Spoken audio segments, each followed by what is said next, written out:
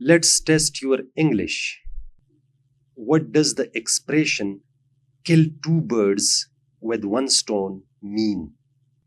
Option A, efficiently do two things. Option B, hunting. Option C, make a mistake. Is it option A, B, or C? The correct answer is option A, efficiently do two things. This expression is used for solving two problems with one action. I'll pick up groceries on the way to the gym. Kill two birds with one stone.